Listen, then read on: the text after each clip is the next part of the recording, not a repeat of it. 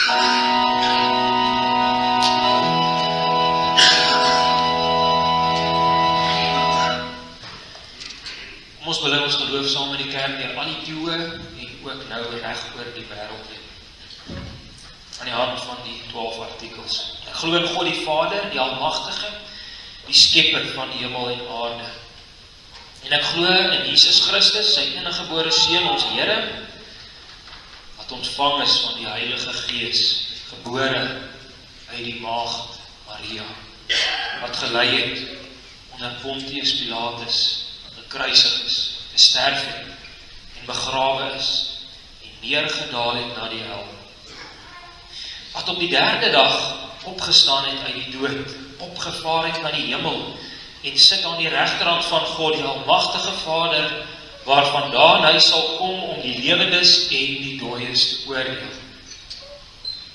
Ek glo in die Heilige Gees, ek glo aan 'n heilige algemene Christelike kerk, ek glo aan die gemeenskap van die heiliges, ek glo aan die vergewing van sondes, ek glo aan die opstanding van die liggaam en ek glo aan 'n ewige lewe. Amen.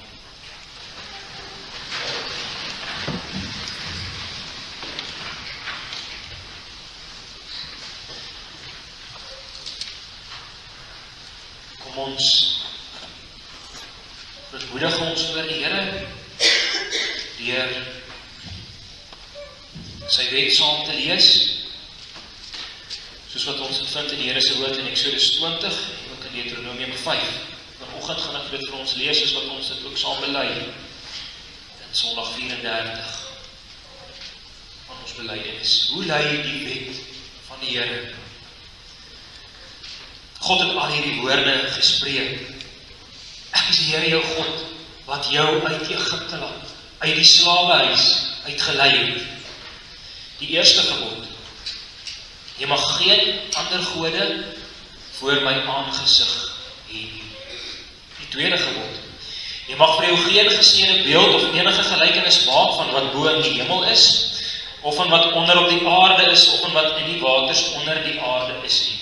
Jy mag jou voor hulle nie neerbuig en hulle nie dien nie, want ek, die Here jou God, is 'n jaloerse God, wat die misdaad van die vaders besoek aan die kinders, aan die 3de en aan die 4de geslag van die wat my haat, en ek bewys barmhartigheid aan duisende van die wat my liefhet en my gebooie onderhou. Die 3de gebod. Jy mag die naam van die Here jou God nie ydelik gebruik nie, want die Here sal die een wat sy naam ydelik gebruik, nie ongestraf laat bly. Die 4de gebod. Gedenk die Sabbatdag dat jy dit heilig.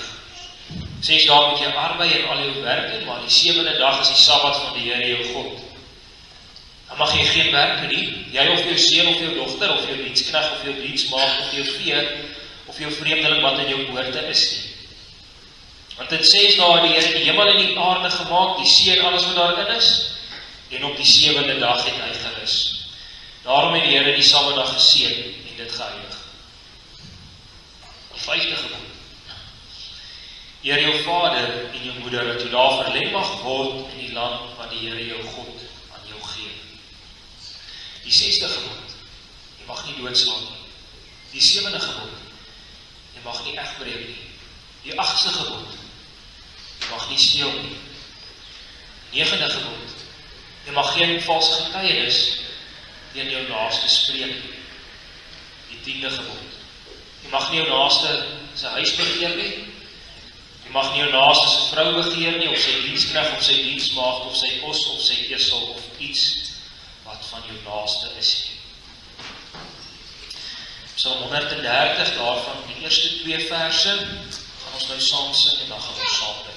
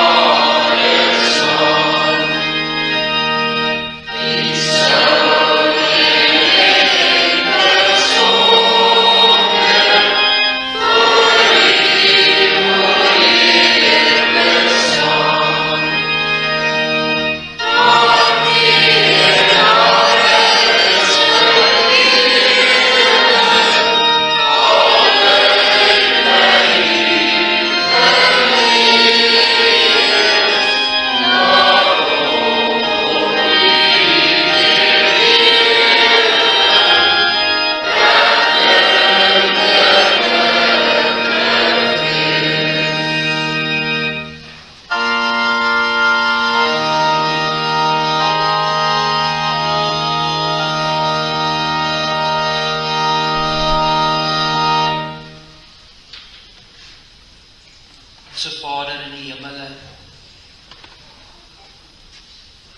hoë en verhewe God, hoog bo alles troon U, oor al wat leef en beef op hierdie aarde. En U so hoog is, wil tog ons kom ontmoet hier in erediens vanoggend. Wil selfs die heilige nagmaal in ons bedien. So buig U neer tot ons, en dit gaan ons verstande ver te bowe, dat U wat so groot is en so oor hierdie hele skepping regeer. Nasies is soos stof in u hande. U wat konings die troon opgaan en u hef hulle van hulle heerskappy. Dis wie u is. En die almag en heerlikheid, en tog wil u ons kom ontmoet hier in die erediens. Ons is werklik waar geseën, o Here, dat ons hier mag kom rus in u erediens. Dat ons hier in ons geloof gevoed mag word met u troue beloftes. Dat ons hier in die erediens gevoed mag word met u self. Ag, ons verlang daarna, Here. Ons het u oneindig baie nodig, Here. Ons besef, sonder u is ons lewendig dood.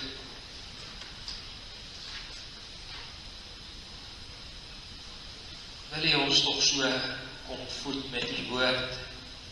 Wil u die woord vir ons verbreek? Laat dit in ons lewens werklik mag insny, en dat ons met hierdie woord in ons harte en in ons gedagtes mag gaan lewe hierdie week. Ek en ons groot verlange om net meer en meer te smag na die woord, om u daarin te ken. Ons vertrou so maklik allerhande dinge, mense, goeders, ontspanning. Ag, so kan ons dit opdoen. Dan kom hier die groot genade en ek wys vir ons dat net u is waardig ons huis op te bou. Dan is ons huis gebou op rots, sterk en stewig. So wil ons hele lewe bou op u, Here. Want net u is waardig. Net u is waardig vir elke greintjie van ons aanbidding in ons lewe.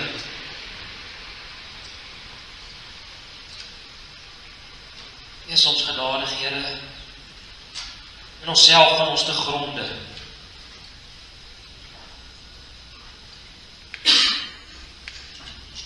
Wil u ons belief maak vir u en vir ons naaste, soos wat ons het in die wet op nou gelees het.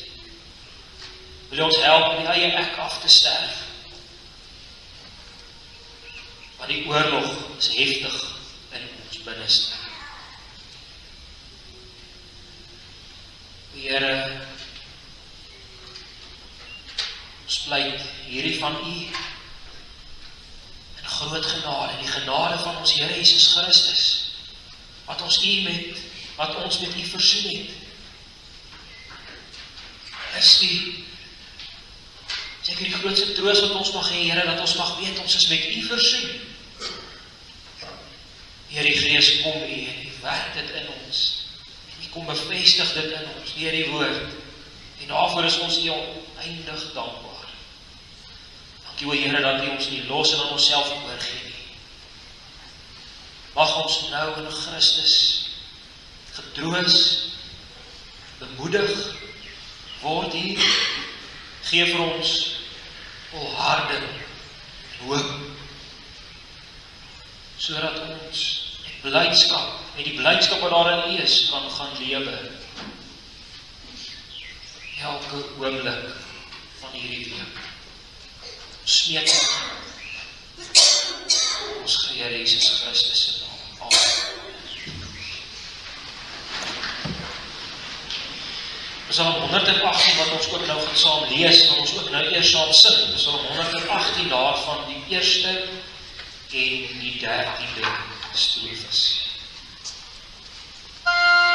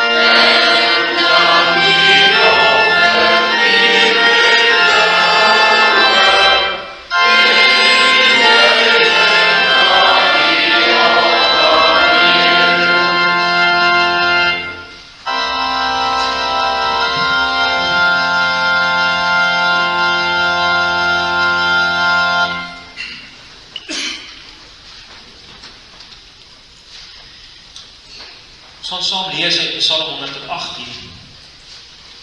Dan ook in die prediking self, verklaring en toepassing van die Here se woord, gaan ons ook 'n gedeelte uit Markus 11 lees.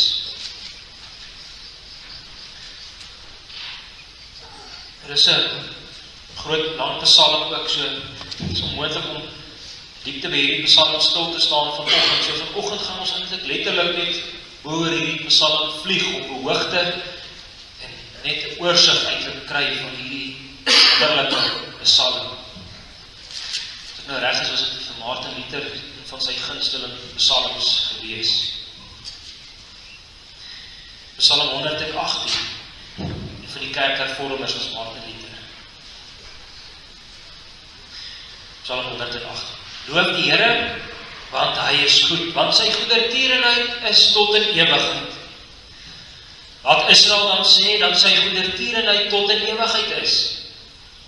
Laat die huis van Aaron dan sê, dat sy goedertierenheid tot in ewigheid is. Laat die wat die Here vrees, dan sê, dat sy goedertierenheid tot in ewigheid is. Uit die benoudheid het ek die Here aangeroep. Die Here het my verhoor in die ruimte. Die Here is vir my, ek sal nie vrees nie, wat kan 'n mens my doen? Die Here is vir my as my helper, so sal ek dan neersien op die wat my haat. Dit is beter om by die Here te skuil, as om op mense te vertrou. Dit is beter om by die Here te skuil, as om op edeles te vertrou. Al die heidene het my omsingel. Dit is in die naam van die Here dat ek hulle stukkend gekap het.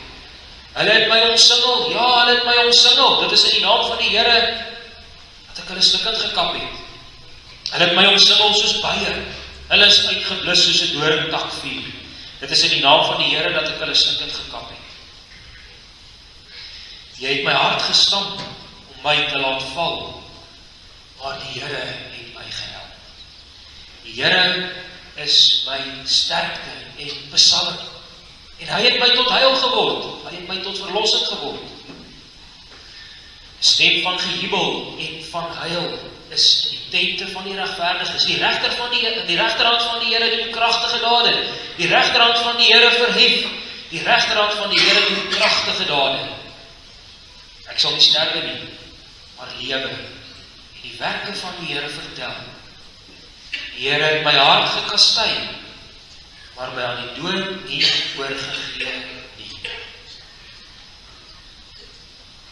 Miskien dit verander die psalm. Hier is nou die tweede deel van die psalm vanaf vers 19. Maak oop vir my die poorte van geregtigheid, van die geregtigheid. Ek wil daardeur ingaan. Ek wil die Here loof. Dit is die poort van die Here. Regverdiges mag daardeur ingaan. Ek wil U loof, omdat U my verhoor het en my tot heil geword het. Die steen wat die bouers verwerp het 'n hoeksteen geword. Dit het van die Here gekom. Dit is wonderbaar in ons oë. Dit is die dag wat die Here gemaak het. Laat ons daaroor juig en bly wees. Ag, Here, gee tog heil. Hierdie woordjie gee tog heil, ons nou breek net gou die lees van die eerste, want hierdie woordjie gee tog heil, ons gaan ook daarby stil staan, want dit is dieselfde woordjie, letterlik staan hier in die Hebreëus, Hosiana, dieselfde woordjie, Hosanna, wat ons lees in die Nuwe Testament, wat ons ook gaan lees, dit is hierdie woordjie, gee tog heil, red ons tog, Here, verlos ons tog, dit is wat Hosanna beteken. Hosanna beteken, red ons tog, of verlos ons tog. Hier lees ons dit in hierdie Psalm in vers 25. Ag Here, gee tog heil. Ag Here, gee tog voorspoed. Vers 26. Geseënd is hy wat kom in die naam van die Here. Ons seën julle by die huis van die Here. Die Here is God en hy het vir ons lig gegee. Bind die feesoffer met toue tot by die horings van die altaar. U is my God en ek wil U loof. O my God, ek wil U verhoog. Loof die Here, want hy is goed, want sy goedertierenheid is tot in ewigheid. Dit dan. Die Here se woord, sy onfeilbare woord, Psalm 8.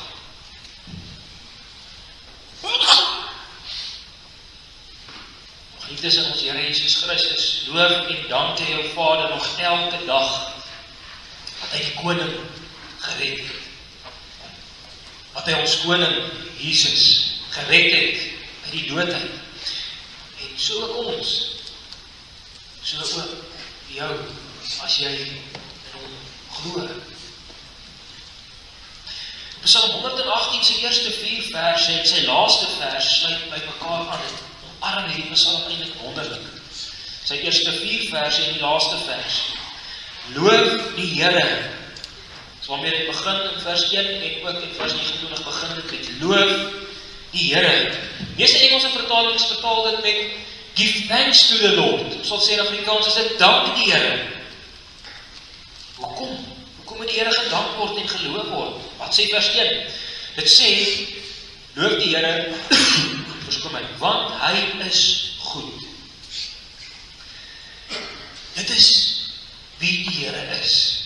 Dit is wat hy doen, want wie hy is, bepaal ook wat hy doen. Hy is goed. Hy kan nie boos wees nie, hy kan nie sleg wees nie. As ons wil weet wat is goed, dan is die antwoord die Here. Hy is goed. Hy is die bron van alle goedheid. Hy is waar alle goed vandaan kom. Dit is ons Here se natuur. Dit is sy wesenseienskappe. Om goed te wees. Dit is een van hulle, om goed te wees. Hy is goed. Om goed te doen. Dis wat hy vir ons is. Dis wat hy vir jou is. Hy is die goeie Here. En daarom is dit totaal en altyd gepas om te loof en om te dank. Maar as nog 'n rede wat by aansluit in hierdie eerste 4 verse en in die laaste vers hoekom die Here geloof moet word, hoekom die Here gedank moet word. En dit is die woorde wat 5 keer herhaal word. Sy goedertierenheid is tot in ewigheid. 5 keer word dit herhaal in hierdie 4 verse, in die laaste vers. Nou goedertierenheid is die woordjie wat ons kan vertaal met die Here se troue verbondsliefde. Broer en suster, besef jy wat dit beteken, dat die Here se troue verbondsliefde, dat dit tot in ewigheid is. Dis wat ons hier 5 keer lees, sy goedertierenheid is tot in ewigheid. Sy troue verbondsliefde is tot in ewigheid. Een van die beste plekke seker in die skrif wat dit vir ons so mooi verduidelik is die gelykenis van die verlore seels. Dis soos wat ons ook ken in die Bybel. Maar dis miskien nie 'n gepaste opsomming van die gelykenis, maar nietemin, die seun gaan en hy wens selfs sy pa sterf, as hy te sterf gaan en hy vra sy erfporsie. Hy weet sy pa is dood, sy pa wil doodgaan. Hy sê gee my erfporsie asseblief en dan gaan vermors hy dit alles. Gaan en hy mors sy pa se geld en sy eie lewe op. Maar as hy by die huis aankom, miskien net so goed, wonderbaar, dis die pa wag vir hom met ope arms en sy pa omhels hom. Dis eintlik onverstaanbaar. Dat die Here se troue liefde tot in ewigheid is. Dis die rede dat ons elke dag ons Here se arms in kan vlug. Want sy troue liefde is tot in ewigheid. Anders sou jy geen rede gehad het om na die Here toe te vlug nie. Maar jy het elke dag rede om na hom toe te vlug in alle omstandighede. Want sy troue liefde is tot in ewigheid. Dit is 'n tipe liefde wat aanhou lief hê, gee nie om wat nie. Dit is hoe ontsaglik groot is dit. Aanhou lief hê, gee nie om wat nie. Dit is 'n ontsaglike groot rede om te lewe elke dag. Ontsaglike groot rede om te lewe met die Here elke dag. Want sy goedertierenheid is tot in ewigheid. Natuurlik is dit geen rede vir ons in die sonde te kan maar bly nie. Ons het vorige week veral daarby stilgestaan in Romeine 6. Om saam met die Here te wandel, beteken nie, ons kan sonde aangaan nie. Maar nietemin sy troue liefde is tot in ewigheid. En soos wat ons reeds genoem het, ons nog gelees het, kan hierdie psalm in 2 groot dele verdeel word. En hierdie psalm word meestal 2 tipes genoem. Sommige mense sê dit is 'n lofpsalm of 'n dankpsalm na aanleiding van die eerste verse waar die Here wil dank en loof, maar ook in vers 19 en in vers 21 en ook in vers 28 lees daar dat die Here geloof moet word, of gedank moet word. Sommige mense noem dit 'n lofpsalm, maar ander mense noem hierdie psalm ook 'n koningspsalm, met baie reg. Dit is baie opvallend as ons hierdie psalm lees, en dit is die voornaamwoorde, as jy dit baie rustig gaan lees, dan gaan mense dit optel. Maar besef mens hoe dit afwissel in hierdie psalm. 'n Groot deel van die psalm is in die enkelvoud eerste persoon geskryf. Die eerste deel van hierdie psalm is in die enkelvoud eerste persoon geskryf, met ander woorde ek en my. Nou is die vraag, wie is hierdie ek? Waaroor hierdie psalm gaan? Baie kommentare sê dit is 'n koning. Een van die konings in die lyn van Dawid. En die een groot rede hiervoor is die feit dat hierdie psalm gaan oor 'n oorlogssituasie waarin hierdie koning regtig groot benoudheid ervaar het. Jy kan jou dit indink. Oorlog kan vir 'n mens verskriklike benoudheid gee. En tog het die Here hom daaruit gered, hierdie koning gered uit hierdie groot benoudheid, en dis ook die volk waaroor die koning geheers het. Die Here gered. Dis die hele eerste deel van hierdie psalm, vanaf vers 5 tot 18. Die digter was op groot benoudheid. Vers 5 lees ons dit. Hy was vasgedruk, die vyand het hom vasgedruk, omskend het. Die lewe druk ons gedurig vas. Ja, dan kan ons benoud word. Weet ons nie wat kan toe nie. Maar in hierdie benoudheid, vers 5, het hy die Here aangeroep, en die Here was vir hom goed. Die Here het weer vir hom ruimte gemaak. Verskoon my, die Here het weer vir hom ruimte gemaak, dat hy weer kan asemhaal, dit wat hom so gedruk het. Die Here het vir hom weer ruimte gegee.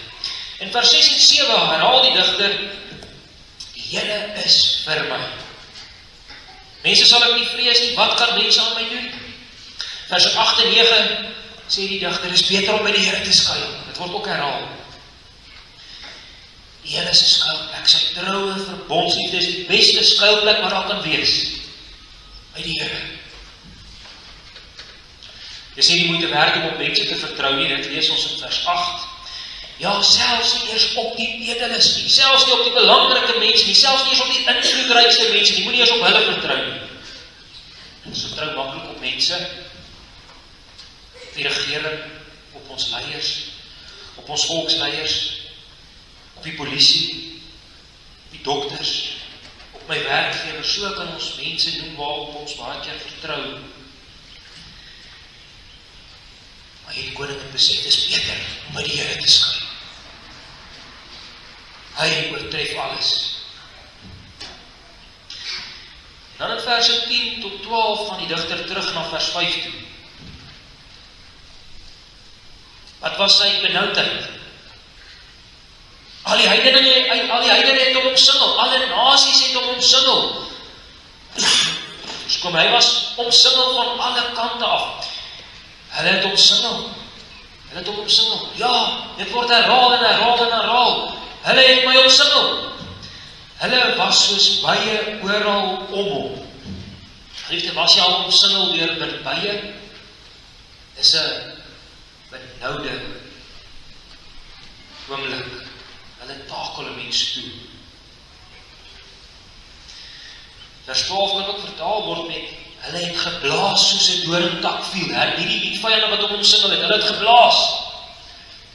Miskien het nou almal maar te goed hoe 'n bosveld vuur jou kan omsingel en jou kan vasdruk en vir jou doodsbenoudheid kan veroorsaak.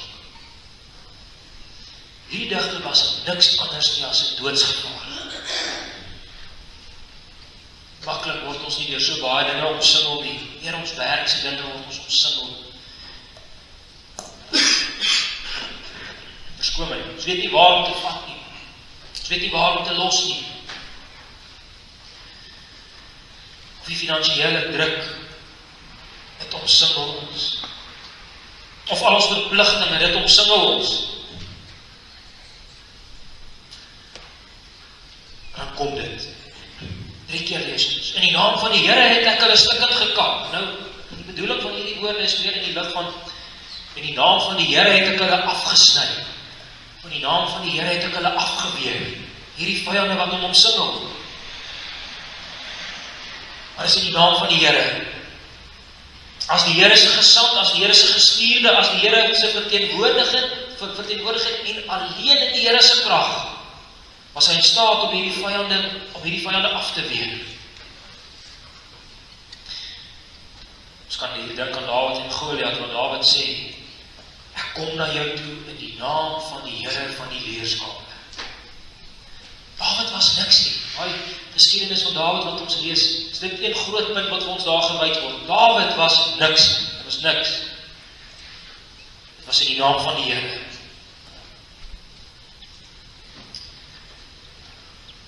En dan lees ons in vers 13. Dit beteken nie, dis 'n maklike en eenvoudige lewe nie. Jy het my hart gestamp, om my hart te laat val. As jy op die oorlogsveld val, ons ken dit nou nie, maar ons almal weet dit. As jy op die oorlogsveld val, dan beteken dit so te sê jou dood. Dan is jy bitter naby aan die dood. Maar die Here was vir hom goed. Die Here was vir hierdie koning goed, oneindig goed. Die Here het hom gehelp, vers 14. Die Here is hierdie koning se krag en sy mag en sy verlossing. Nie sy eie planne en sy eie vaardighede en sy eie lewenskragte was die bepalende faktor nie. Dit was nie die oorwinning nie. Die Here was. Al die eer kom die Here toe.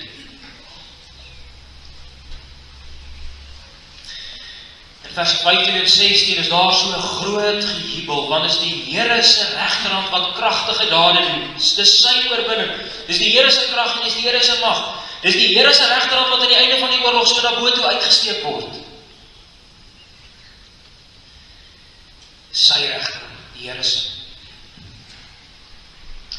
Dan in vers 17 en 18, aan die einde van hierdie eerste deel van die Psalm, praat die koning weer persoonlik. Hy en hulle was in doodsgevaar. Maar hy sal nie sterwe nie, maar lewe om die werke van die Here te vertel. Vers 18 som dit eintlik alles so besonder tot dusver op. Die koning weet, hierdie doodsgevaar waarin hy is, dis nie die Here se straf nie, dit weet hy goed. Die Here het my hart gekastuis, sê die koning. Die Here is besig om met die koning 'n pad te stap, sodat hy al sy vertroue op die Here alleen stel. Dit wil hy die mense ook leer, die koning, skuil by die Here, dis die enigste pad, moenie op mense vertrou nie. Die Here is besig ons te kastei in ons lewens, sodat ons al ons vertroue op hom stel.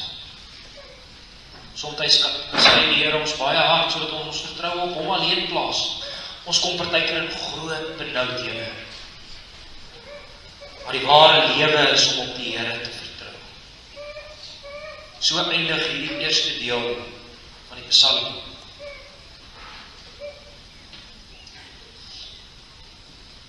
En nou is ons by vers 19. Vanaf vers 19 is die Psalm skielik op 'n ander plek. Die tweede deel van die Psalm, vanaf vers 19 tot 28. Het ook op begin hierdie deel in vers 19 en die eindig hierdie deel in vers 28 met ek wil die Here loof. Maar nou is hierdie Psalm nie meer op die oorlogsveld nie. Nou is hierdie Psalm by die tempel. Die koning en sy manne het die oorwinning behaal. En hier kom hulle almal, die koning en die volk van die oorlogsveld af. Hulle kom by die tempel aan. Maak oop vir ons die poorte, roep die koning, ons wil ingaan. Hulle wil die Here loof en hulle wil die Here gaan dank in sy tempel vir die oorwinning wat hy vir hulle gegee het. En dan vanaf vers 22 is dit asof daar 'n tempelkoor was wat dit uitgeroep het. Want hier skielik in vers 22 lees ons nou is die voornaamwoorde ons. En dit begin in vers 22 met die bekende woorde wat ons baie goed ken in die Here se woord. En die steen wat die bouers verwerp het 'n hoeksteen geword. Die bouers in daardie tyd het baie stene gevat en dan hulle die stene weggegooi totdat hulle op die ou einde die perfekte hoeksteen gekry het. So het hulle deur die stene gesoek en gesê hierdie ene nee, gooi hom weg tot hulle die perfekte hoeksteen gekry het waarop hulle nou kan voortgaan met die bouwerk. So was dit met hierdie koning. Hy was minderwaardig. Hy was waardeloos. Hy was reg om op die ashoop gegooi te word. Maar op 'n wonderbaarlike manier het hierdie koning die belangrikste geword. Hy het die hoeksteen geword. Hy is gered. Hy het oorwin. Die geveg het hulle gewen. Hoe op die aarde was so iets moontlik? Hy was dan weggegooi eintlik in die koning. Vers 23. Dit het van die Here gekom. Is niks anders as 'n wonderwerk nie. En dan gaan hierdie koor verder in vers 24. Dit is die dag wat die Here gemaak het. Laat ons daaroor juig en bly wees oor hierdie verlossingsdag. Maar dit gaan nie hierso so seer oor die dag nie, maar dit gaan veral oor wat gebeur het op hierdie dag. Sommige Engelse vertalings vertaal dit ook so. Hulle vertaal dit met dit is die dag waarop die Here dit gedoen het. Het gaan oor iets wat die Here veral op hierdie dag gedoen het. Laat ons juig en bly wees. Die Here se verlossingsdade roep tot groot blydskap en dit roep tot groot gejuig. En dan roep hierdie tempelkoor dit uit in vers 25. Ag, Here, gee tog heil. Ag, Here, Hosiana, Hosanna. Red ons tog, Here, nou en in die toekoms, vers 25. Gee tog voorspoed, Here. Voorsien tog vir ons, Here, voorsien tog vir ons, Here, in hierdie land. En dan in vers 26 seën hierdie tempelkoor en koning. Geseënd is hy wat kom in die naam van die Here. Hy wat hulle stukkend gekap het in die naam van die Here. Hy wat hulle afgeweer het in die naam van die Here. So word hierdie koning geseën. Geseënd is hy wat kom in die naam van die Here, van die Here.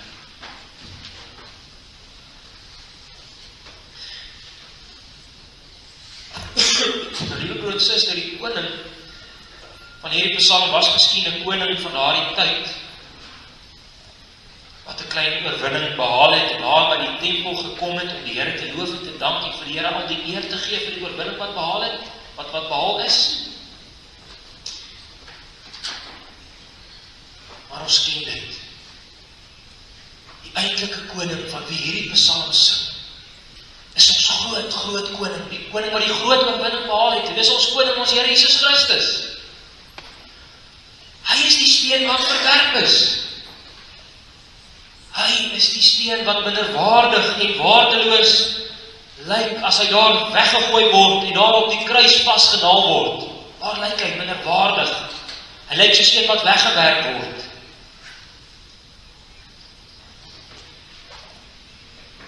Maar dan word hy juist die hoeksteen.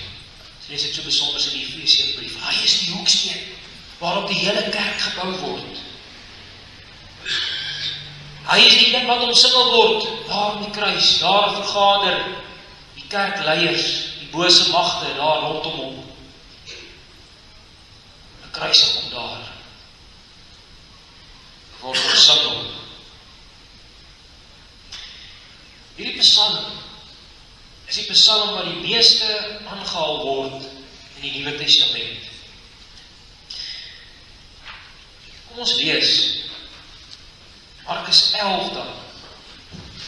Ons hierdie psalm so besonders en hierdie psalm se vervulling so besonders lees. Markus 11 vanaf vers 7. Jesus kom Jerusalem in op die vul, dan lees ons in vers 7, en hulle het die vul na Jesus gebring en hulle klere daarop gelê en hy het op hom gaan sit. Toe gooi baie mense hulle klere op die pad oop en ander kap takke van die bome af en strooi dit op die pad. En die wat voorgeloop en die wat gevolg het uitgeroep en gesê, Hosanna, geseënd is hy wat kom in die naam van die Here. Psalm 118. Geseënd is die koninkryk wat kom in die naam van die Here, die koninkryk van ons Vader Dawid. Hosanna in die hoogste hemele. En Jesus het in Jerusalem gekom en in die tempel. Wat ons lees. Lees het, hy het in Jerusalem gekom hier in die tempel, en nadat hy alles rondom hom bekyk het, en omdat dit al aand was, het hy met die 12 uitgegaan na Betanië. Die woordjie tempel, so opvallend. Maar dis Psalm 118 wat ons hier lees, verskyn my in Markus 11. Die woordjie Hosanna, gee tog, heil, verlos ons tog, Here, geseënd is hy wat kom in die naam van die Here. Die groot koning, Here Jesus Christus, is die vervulling van Psalm 118. Die Christus wat moes kom, en wat gekom het.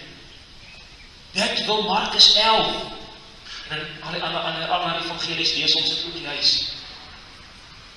Die evangelies wil ons wys, die koning waarvan Psalm 118 profeteer, is ons koning, ons Here Jesus Christus.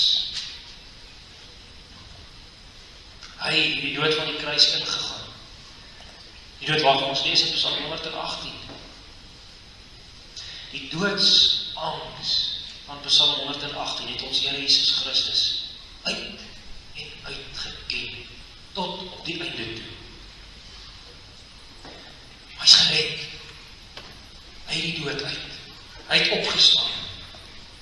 Dis wat ons hier vandag aan sy tafel gaan vier. Ons koning wat opgestaan het. Sien jy geliefde, hoe goed is die Here waarvan hierdie Psalm sing. Ons koning, wat ons kom verlos het. Sien jy die Here se getroue verbondsliefde. Die geskiedenis, die openbaringsgeskiedenis van die woord van die Here, wys dit vir ons so besonders. Die Here is getrou om ons te verlos. Hy doen dit alleen. Hier kom ons op sy tafel sit, waar ons dit gaan vier. Hy kom verlos ons. En hierdie koning het oorwin, en hy is op pad. Maak gereed, broer en suster, om hierdie woorde vir die koning wat kom, toe te roep.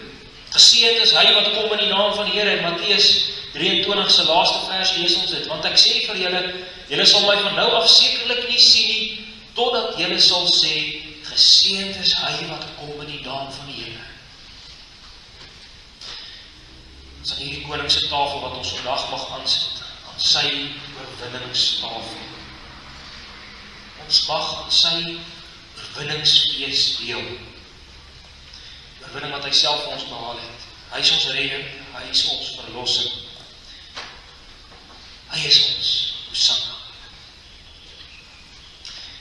Kom ons gaan nou daartoe oor die Here se heilige nagmaal te vier.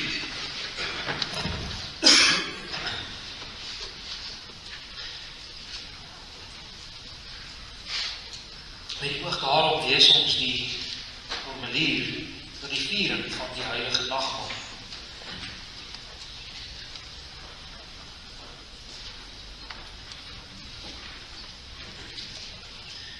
Korte formulier vir die viering van die heilige nagmaal.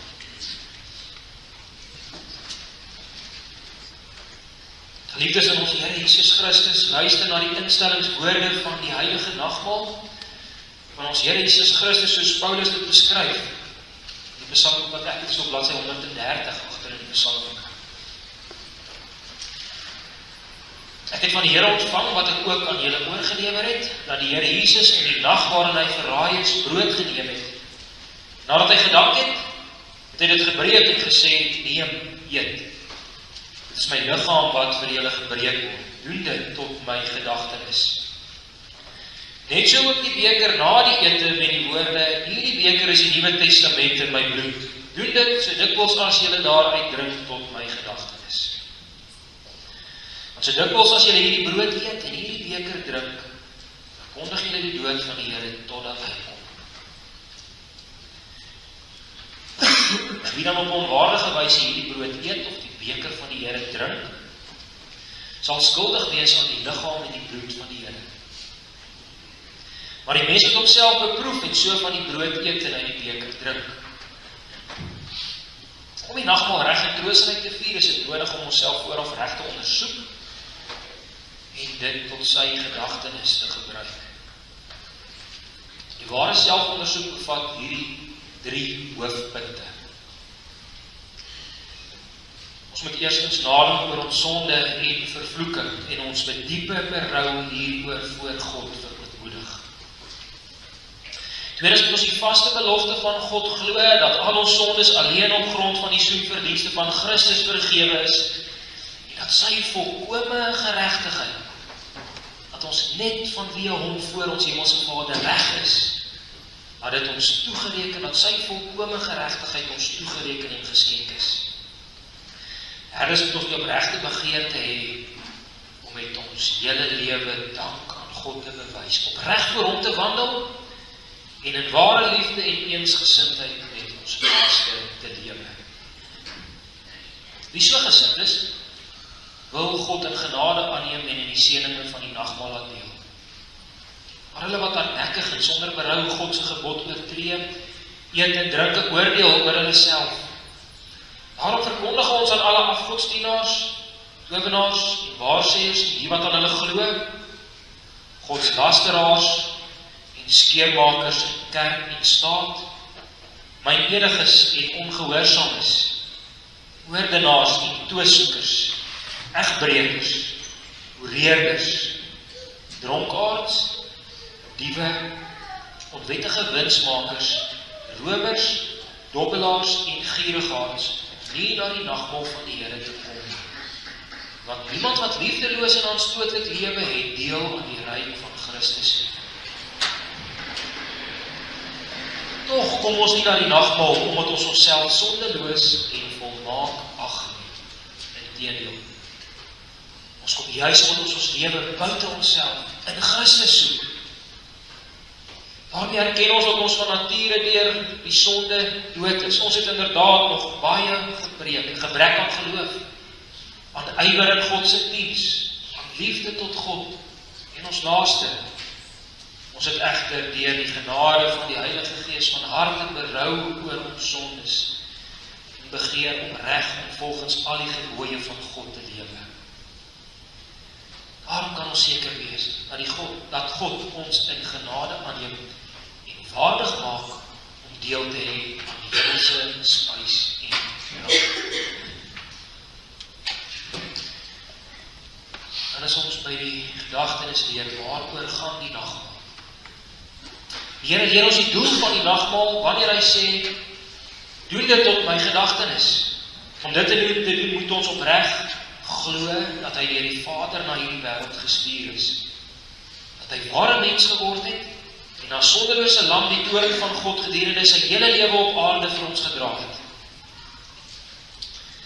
Hy het met volmaakte gehoorsaamheid God se wet vir ons vervul. Hy het ons smaad, ons spotting gedra, sodat ons nooit weer tot skande sou word nie. Hy is onskuldig ter dood veroordeel, sodat ons oor die gerig van God vrygespreek kan word. Oor die hofsitting van God kan ons vrygespreek word, alleen deur Christus. Hy is aan die kruis vasgespijker om die skuldbrief van ons sondes daaraan vas te naal, sodat hy ons vervloeking op hom geneem om ons met sy seën te vul. Hy het helse pyn en smart en bange Godverlatenheid gelei toe hy uitgeroep het, my God, waarom het U my verlaat, sodat ons nooit meer deur God verlaat sou word nie. Eindelik het hy met sy dood en bloedstort in die ewige genadeverbond bekragtig met die woorde, dit is volbring. Wanneer ons so aan hom dink, oor die tekens van brood en wyn, telkens weer 'n versekering dat hy hom in ons plek oorgegee het, en dat hy ons so seker met sy liggaam en bloed voed, as wat ons die brood en die wyn eet en drink. So wil die lewende Christus deur sy Gees ons van sy liefde verseker, en ons tot die vaste wete bring, dat ons ook tot hierdie genadeverbond behoort. Elke maal as ons nagmaal vier, verkondig ons sy dood totdat hy kom. Daarom na die fees van die nagmaal ons ook met groot verlange uitsien na die bruilofsmaal van die Lam. So leer die nagmaal ons om die enige kruisoffer van ons Here Jesus Christus as die enigste grondslag van ons saligheid en die geloof te omhels. gebreek. Sy bloed vergiet tot 'n volkome versoening van al ons sondes, en het hy vir ons die ware voedsel en drank van die ewige lewe geword. Deur sy dood het hy ook vir ons die lewendmakende Gees verwerf, wat ons aan Christus in ware gemeenskap verbind en in al sy rykdomme laat deel. Dieselfde Gees bind ons ook as lede van een liggaam in ware liefde saam. Omdat ons almal aan die een brood deel het, is ons almal een liggaam. Maar omdat ons almal wat deur die geloof in Christus ingelyf is, hierdie eenheid en liefde met woord en daad teenoor mekaar bewys. Maar God deur sy Gees ons daartoe help.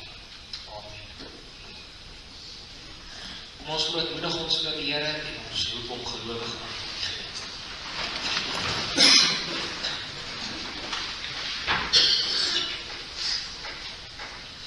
Barmhartige God en Vader, ons dank en ons loof U, ook saam met U in Psalm 118, dat ons hierdie troostryke gebeurtenis van U Seun, ons Here Jesus Christus, dat ons sy bittere dood mag gedenk. Ons bid en smeek U, o Here, gee tog deur die Heilige Gees vir ons 'n opregte vertroue in ons hart, om ons al hoe meer aan U Seun oor te gee. Dat ons met hom die hemelse brood verkoop word. Dat ons nie meer in ons sondes nie, maar in hom mag lewe. Verseker ons, o Here, dat U ons genadige Vader is, dat ons U kinders en erfgename is. Help ons om onsself te verloon, om onsself te kruisig, om die eie ek dood te maak, en om ons Heiland, en ons Verlosser, ons Here Jesus te bely, en met verlange te wag op sy terugkoms, wanneer hy ons in ewigheid tot hom sal neem. Hoor ons, o God en barmhartige Vader, Jesus Christus ons wil. Amen. Ons sing nou saam Psalm 23, waarvan die eerste en die derde gestoord is.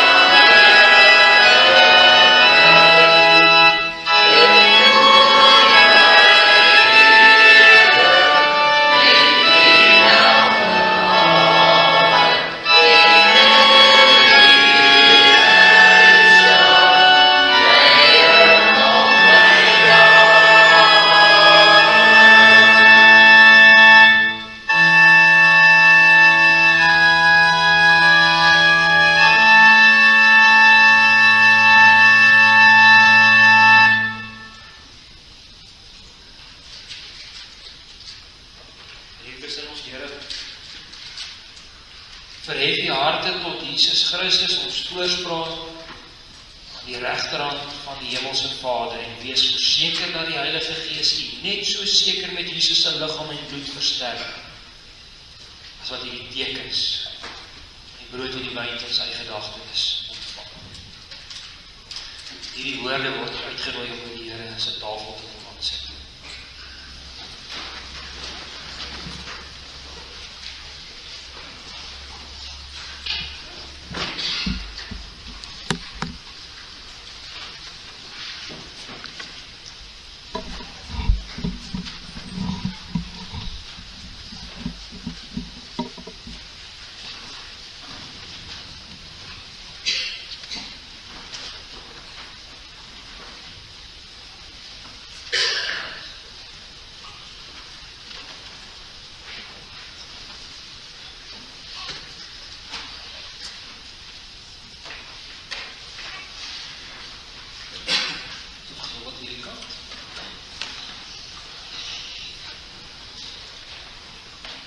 Vier plekke hierdie kant.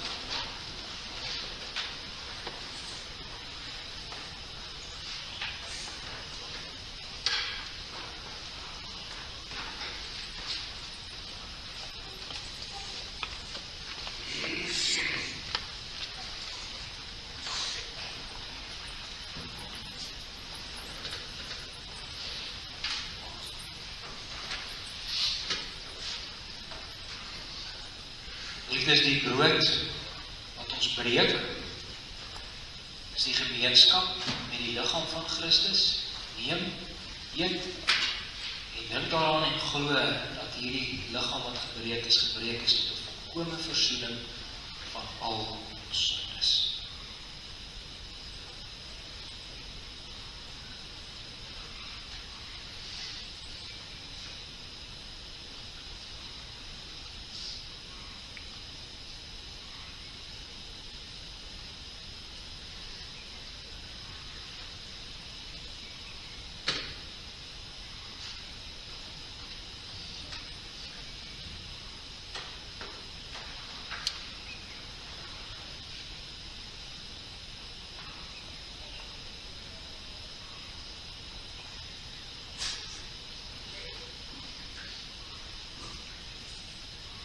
Teken van danksegging, wat ons met danksegging seën, is die gemeenskap met die bloed van Christus.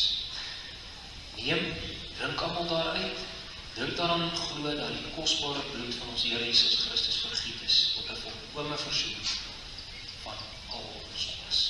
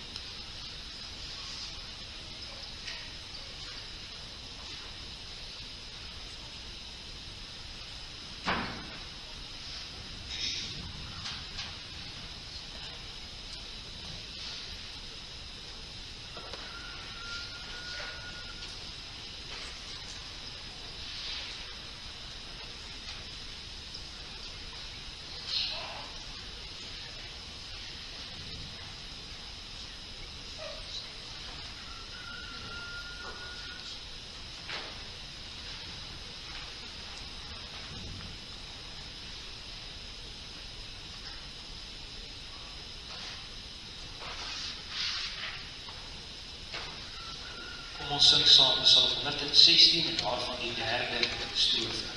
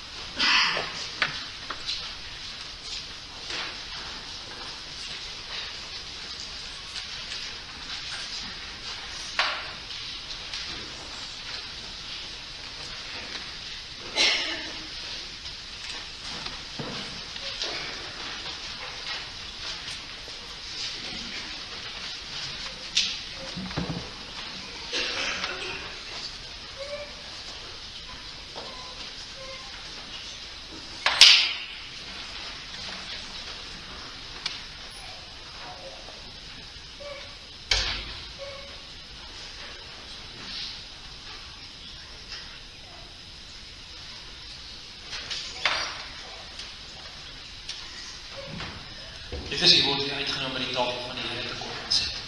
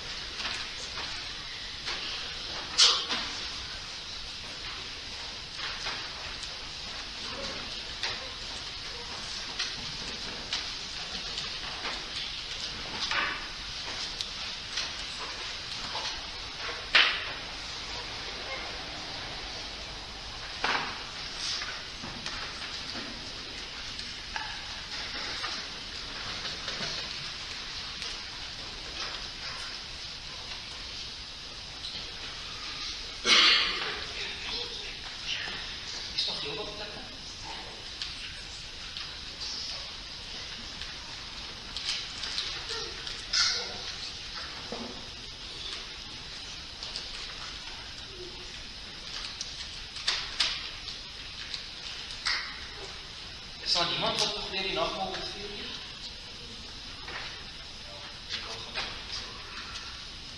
Vir is daar nog wat moet vier? Ek gaan hulle verstaan. Vir is nog.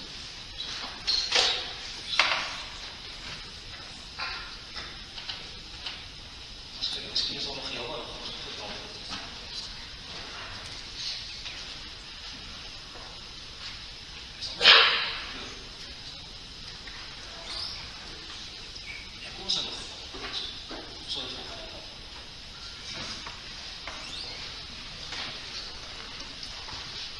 Die brood, laat ons breek, die gemeenskap, die liggaam van Christus, neem dit, eet, denk en glo dat die kostbare liggaam van ons Here Jesus Christus, sy liggaam gebreek is, oor my versoek van al sondes.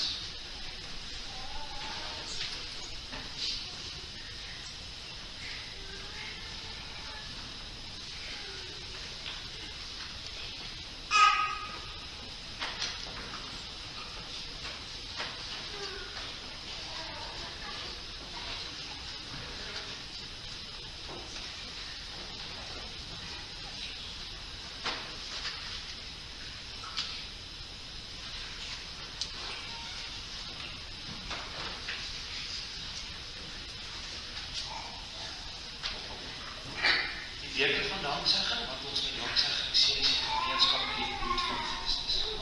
Neem dit, drink allemaal daaruit, denk, glo, dat ons kostbare bloed van ons Here Jesus Christus vergiet is, tot die volkome versoening van al ons sondes.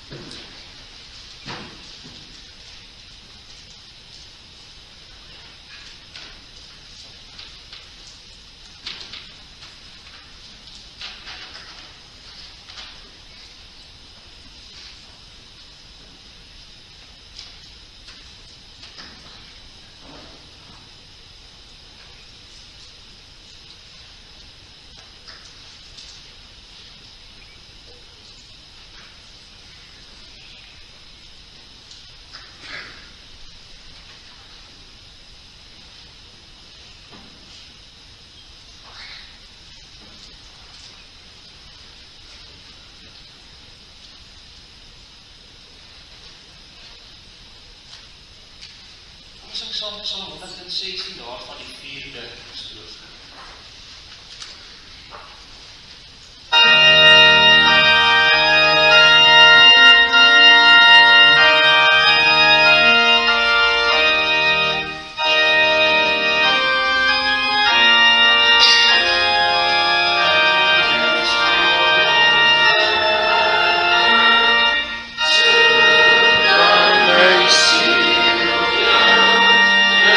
Silence,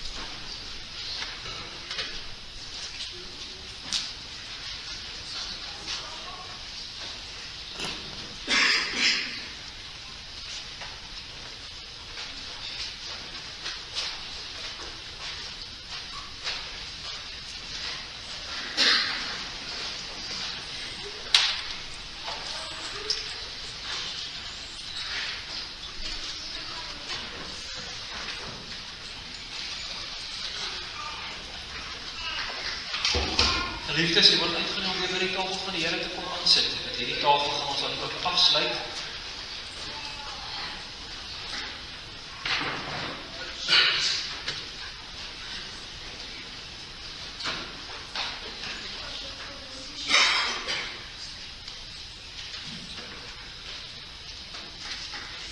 Goed, sluit ons met hierdie tafel af.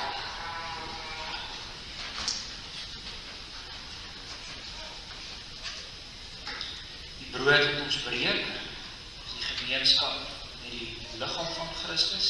Neem dit, eet. Denk en glo dat die kosbare liggaam van ons Here Jesus Christus gebreek is tot die volkome versoening van al ons sondes.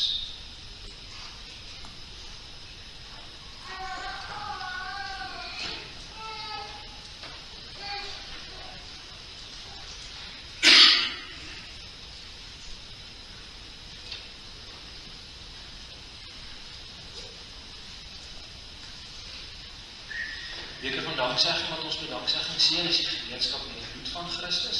Neem dit, drink en daaruit. Neem daaraan en glo dat die kosbare bloed van ons Here Jesus Christus vergiet is tot die volkome versoening van al ons sondes.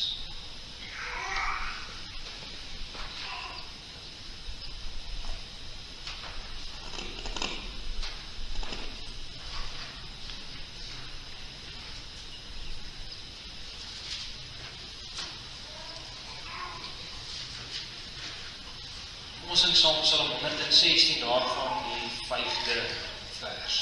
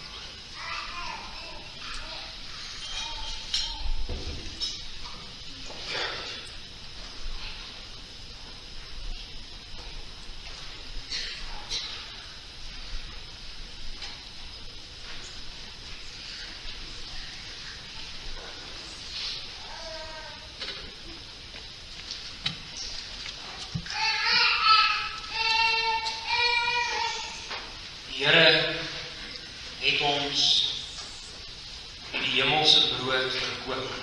Laat ons daarom saam in dankbaarheid sy naam loof en prys. Die woorde van Psalm 103, Romeine 8.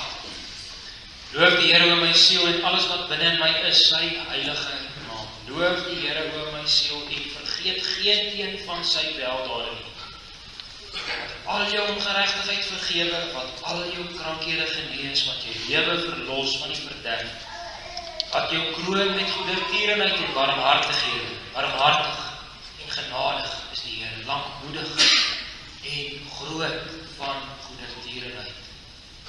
Want so hoog as die hemel is voor die aarde, so geweldig is sy goedertierenheid, sy troue verbondsliefde oor die wat hom vrees. So ver as die ooste verwyder is van die weste, so ver verwyder hy ons oortredinge van ons.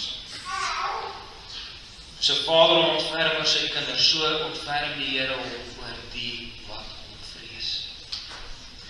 Hy het self sy eie seun nie gespaar nie, maar hom vir ons almal oorgegee en ons alles genadiglik met hom geskenk. Daarom sal ons mond en hart die lof van die Here verkondig van nou af tot in ewigheid.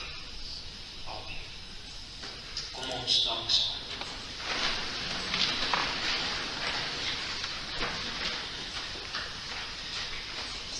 Hemelse Vader, ons dank en ons loof U dat U die heerlike beloftes van die evangelie met hierdie nagmaal aan ons bekragtig het. Ons dank U dat U U enige gebore seun geskenk het as 'n middelaar en 'n offer vir ons sondes. Ons dank U vir die ware geloof, waardeur ons deel kry aan die offer van die Seun. Ons bid hier daardeur die werking van die Heilige Gees, die verkondiging van die dood van ons Here, ons daagliks laat groei in die geloof en in die heerlike gemeenskap met Christus. Mag U dit in ons doen deur die Gees, dat ons mag groei om ontvorm te word tot die beeld van Christus. Ons bid dit in sy naam. Amen.